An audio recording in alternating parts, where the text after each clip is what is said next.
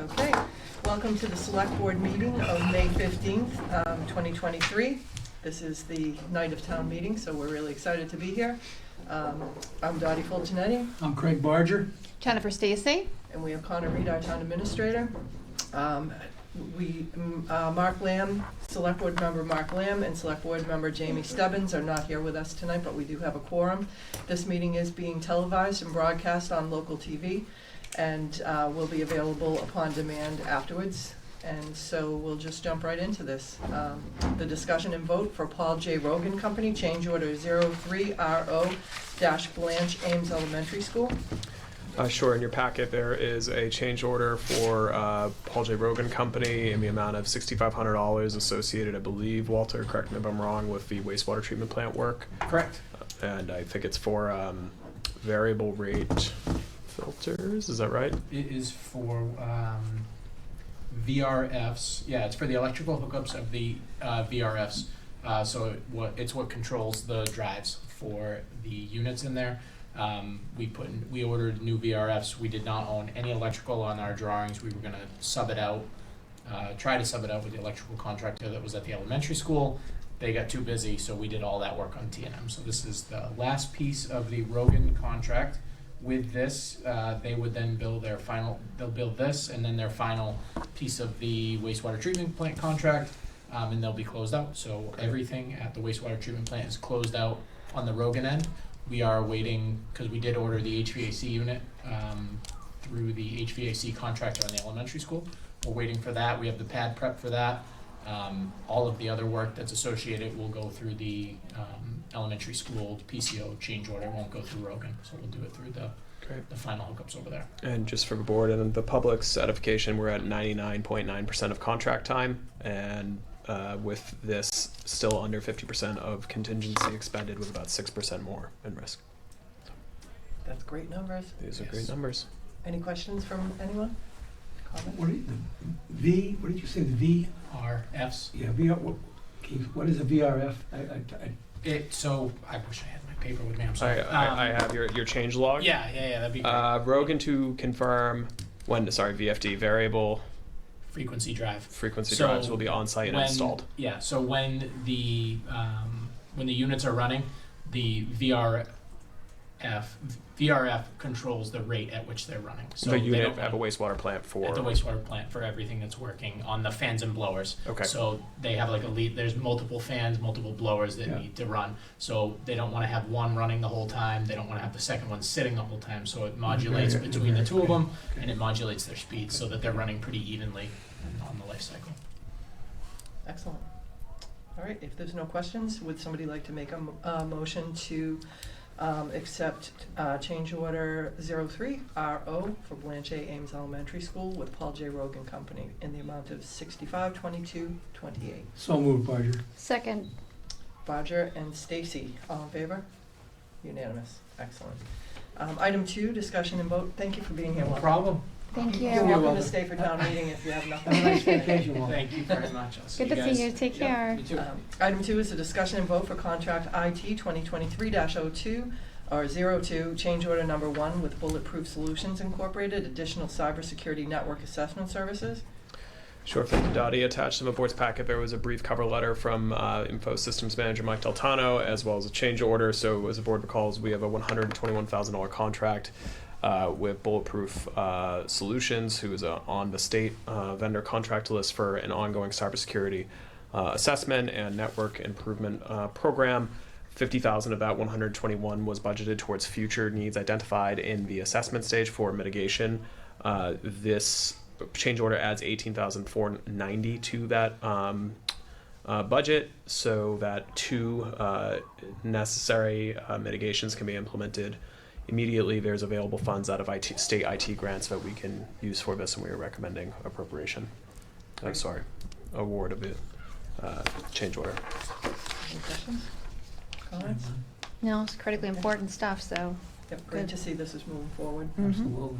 All right, Craig, do you want to make a motion to award for contract IT 2023-02, change order number 1 for Bulletproof Solutions, additional cybersecurity network assessment services in the amount of $18,490? So moved, Barger. Second, Stacy. That's Barger and Stacy, all in favor? Unanimous. Item 3, vote to authorize Chair Fulgenetti to execute the letter of intent with Stonehill College regarding the lease of land at Washington Street and Main Street for the purpose of building a fire station. Sure, thank you, Dottie. This is a really exciting milestone for our ongoing planning for replacement of police, fire, and public works in Easton. The board was provided with a letter of intent that has been signed by the president of Stonehill College relating to a lease of land that Stonehill College owns at the intersection of Washington and Main Street. The letter outlines the general terms that both the town of Easton and Stonehill College agreed to in creating a ground lease to allow the town to build a fire station to serve the northern portion of the community, including Stonehill, should that project be successful later this year. Something that's worth noting explicitly for anyone who may be concerned about a lease coming before the project, if the lease is contingent upon town meeting approval of the police, fire, DPW facilities replacement project, which is currently in the schematic design phase and is tracking towards a fall voter approval window, both a town meeting and a corresponding debt exclusion. Unless there are questions about the particulars of the letter of intent, I would ask the board to vote to authorize Dottie as chair to sign the letter of intent with Stonehill College on behalf of the town, and from there, counsel for both parties will get to work on the proper ground lease, which we would bring forward probably in June or July, in order for that to be published as necessary in advance of a fall town meeting for the building project. Any questions, comments? No Well question. done, both you and Connor. Agreed, thank you. All right, Craig, do you want to make a motion? So I move to authorize Dottie Fulgenetti to execute the letter of intent with Stonehill College regarding the lease of land at Washington Street and Main Street for the purpose of building a fire station. Second, Stacy. So that's Barger and Stacy, all in favor? Unanimous. Excellent. So the next is discussion and review of the annual town meeting warrant and a possible vote for recommendation. So we have the final version of the annual town meeting warrant and the zoning supplement. We, at the last meeting for Article 21, Jen, you weren't here for that. It was Jamie, Craig, and myself. Oh, perfect timing. Come on in. Sorry to interrupt. Just for the people at home, Greg Strange is chair of the planning board, and he is here to talk about Article 21 with us. So we heard it the last time, and we had some questions, particularly about this article, and I guess probably the first question that we have, I just want to read the explanation for people at home. This amendment removes the ability of the planning board to grant a special permit that would allow more individual units in a multifamily development that is greater than the maximum number allowed in the Furnace Village Depot and Furnace Village Eastman districts, and adds specific criteria for allowing more individual units in a multifamily development that is greater than the maximum number allowed in the Furnace Village Business District. So help us, give us a little bit of a layman's terms what this. Sure. what this Thanks for is. having me. Sorry, I didn't realize you guys met in person, and I was on my deathbed at your last meeting, so I would have alerted sooner. Anyways, so we were, as you know, we worked on the zoning for about two or 3 years as we went through a change of planners at the time. I worked with Judy Barrett and a few other folks who we worked with many times, and the original version of this didn't have the sentence of the statement at the end, or more units as allowed by the planning board. And we had a couple new members came on board. We had deliberated for months over this. Things had stretched out with COVID. And at the end, we compromised. I loathe to, as a chair of the board, I loathe to put in anything in a bylaw that isn't backstopped. Because, we just, it's, from a planning standpoint, it's good. Okay, if you meet these certain criteria, it's just easy. That's kind of the nexus of planning. So anyways, we agreed. We said, okay, let's put this thing in. So 2 years out, we have approved one project at 464 Depot Street, which actually came to us originally as a mixed-use project. But looking at it in design form, we have to remember a lot of the lots in these districts are small. And it really just didn't make sense. So we said, let's go. Let's look at this more district-wide, and let's go all residential on this one. And there's still plenty of vacancy in that district, and there's certainly smaller properties that really won't have the ability to do a large-scale residential or a large-scale mixed use. So, and we said, let's fire one off out of the cannon here, because that's what gets economic development going, right? People, so anyway, so there's a lot of input from neighbors in that area and people in general. When it comes to apartments, there's no secret we've added quite a few in town, and whether that's good, bad, or indifferent, a lot of people seem to have issues with it. So we try to listen. And a lot of our board members were concerned the projects that were coming before us. If you really read the bylaw, and if you dig into our administrative rules and regs and our design guidelines, it really spells out what we're looking for you to do when you come in for a project. We're trying to keep Easton special, not be just like every other town that just puts up the same old box everywhere. And unfortunately, I'll be careful here, but unfortunately, people maybe don't always follow that script. We don't always get we get a lot of folks sort of, maybe aren't professional developers, but they have a piece of land and they just want to tap out whatever they can and just sell it. And that's not really a recipe for good planning or for what we're looking for, I think, in Easton. So as a board, and again, with citizens really chimed in a lot on this. And I was always personally, I was always uncomfortable having that little bit at the end. I thought it was, as I said, I thought it was just it wasn't supported.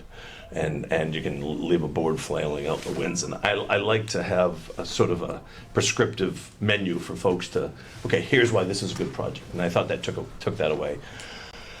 But I'm vocal, I've been involved for a long time, so I acquiesced along with some other members. But so the board came and really realized, I said, look, I think we need to find a way to inject some legitimate mixed use here. I'm not from the belief that mixed use can work. A lot of people say, oh, that doesn't work. It works. You need the traffic and you need the land.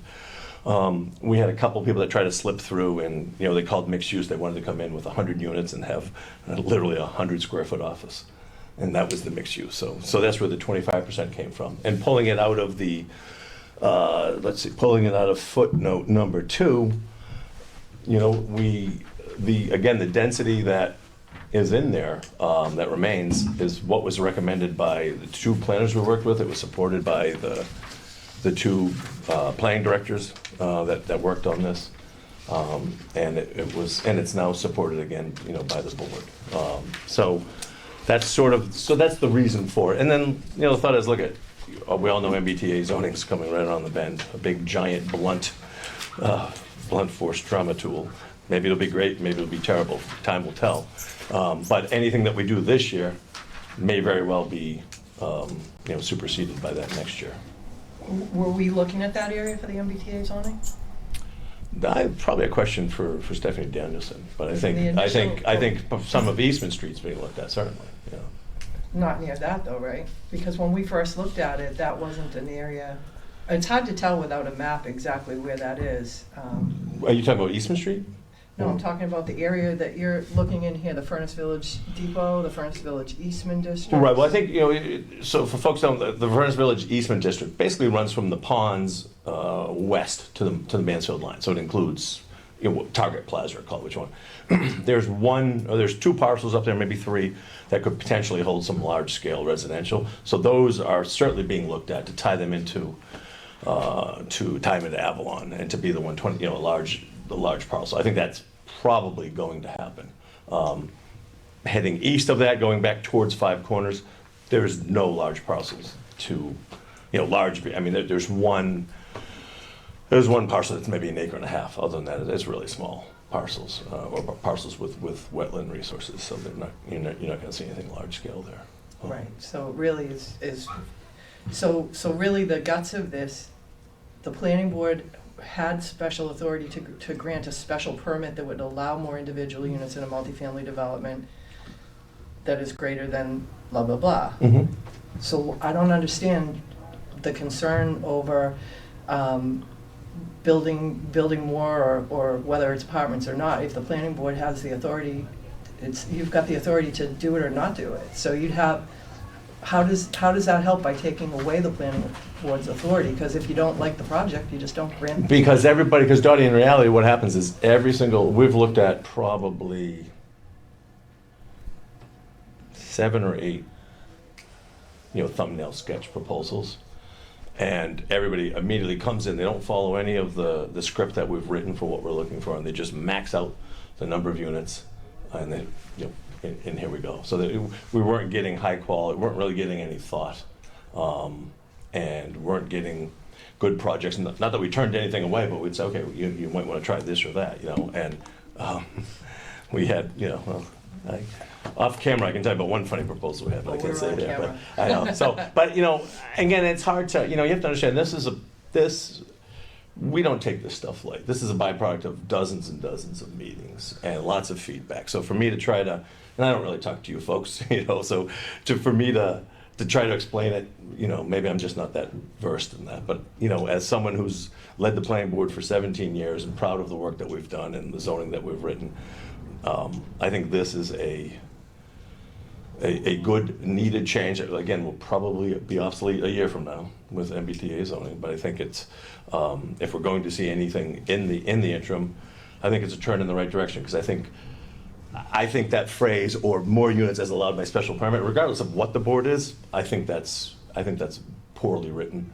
I don't think that's a way to get good projects. I think But someone comes in with a project, it meets the criteria of what's allowable.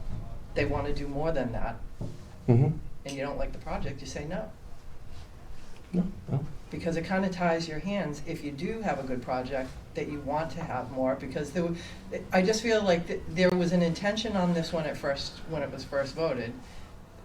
It seems like there's a lot of zoning things that it's like, do it this way, let's change it, let's go back. I can't see Well, I the think there's a purpose lot of people involved in zoning in Easton. That's probably why that happens. But I just can't see the point of changing it, because the planning board still has the authority to say no if they don't want there's no Sure. material change. So are we going to just pull it from the warrant? Right? No, I want it, that's just my opinion, I want to That hear was, what the that other was board the members say. discussion we had was why are we changing something that we put in place 2 years ago? Because it was a mistake. It wasn't good zoning. It hasn't worked well, and it's gotten us poor projects. Hard for me to explain here. If you guys are in the meetings, if you saw the meetings, maybe you'd understand more.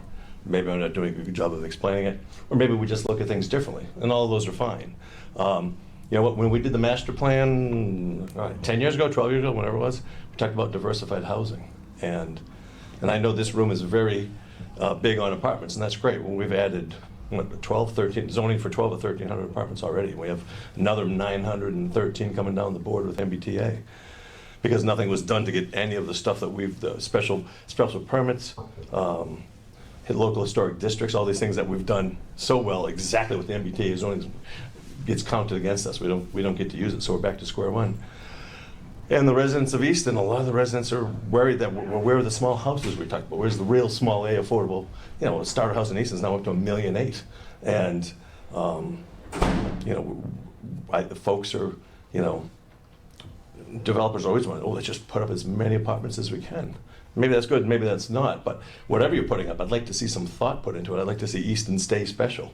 Unfortunately, if we just do open-ended zoning that everybody's immediately going to go to max out the units, then you're not going to get a well thought out project that maybe could offer more open space, or could offer. Greg, Donnie, I think, dealt with that, saying, look, the planning board can say no to a project if you don't think it's appropriate or doesn't meet the Mhm. zoning requirements. I still don't understand why we need to change things.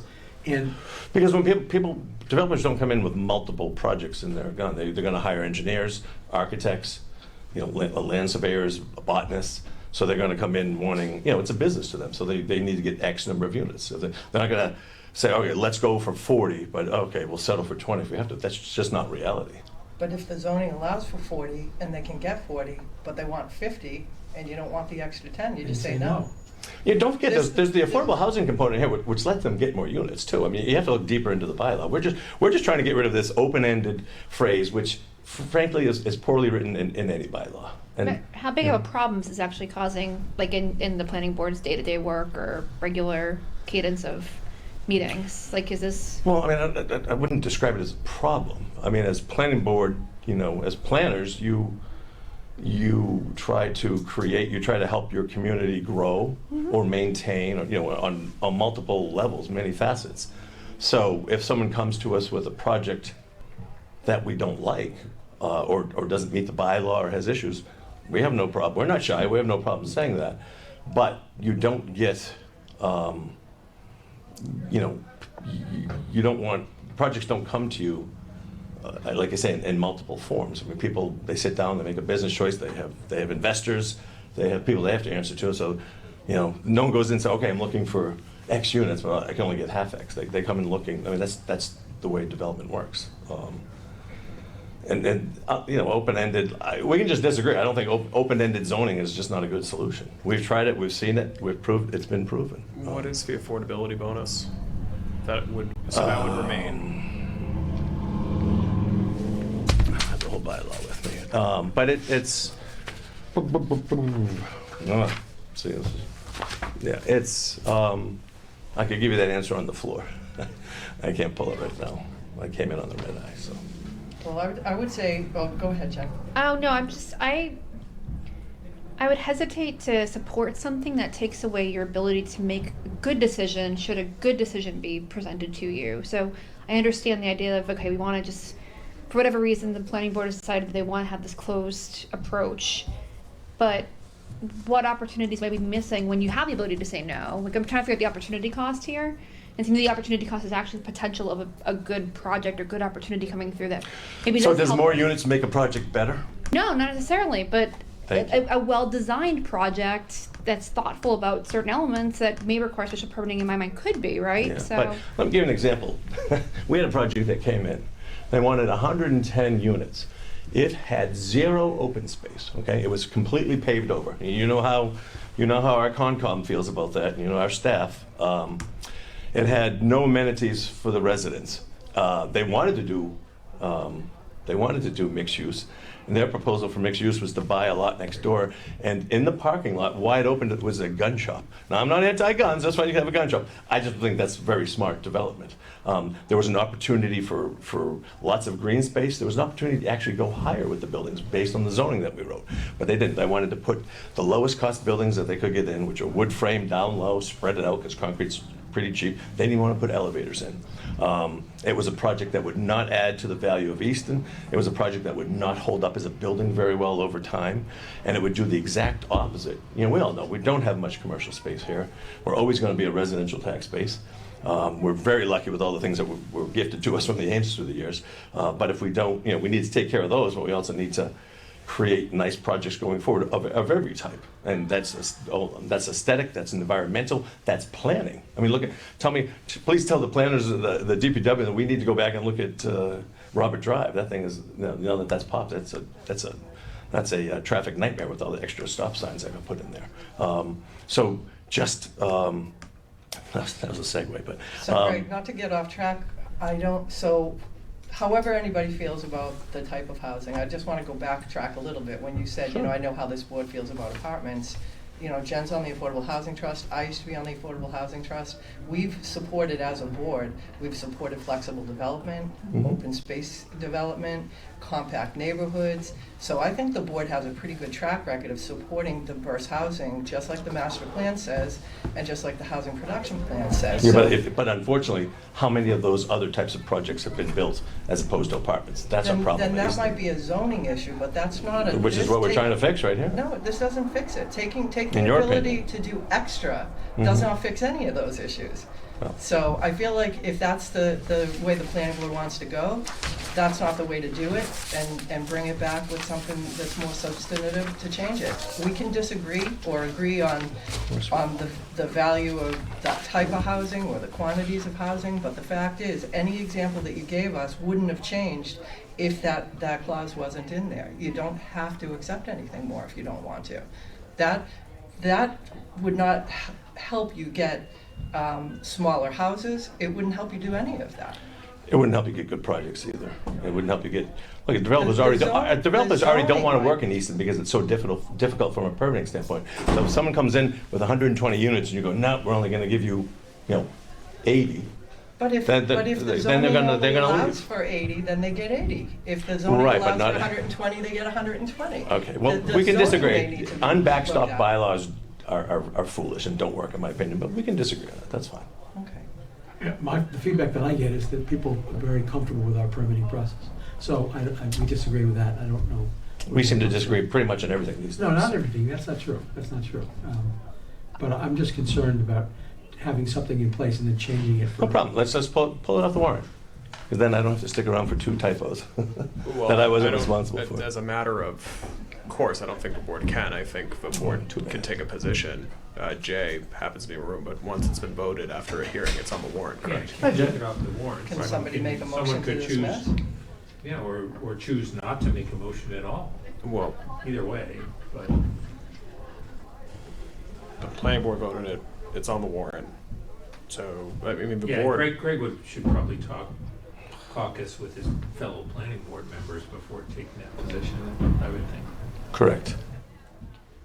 I just will say that I think you're raising a lot of important points, and if there are opportunities to incentivize better building here, and we can look at those and consider those, and any way the board can help with that, I think we're very open to supporting those things that further the town's planning vision.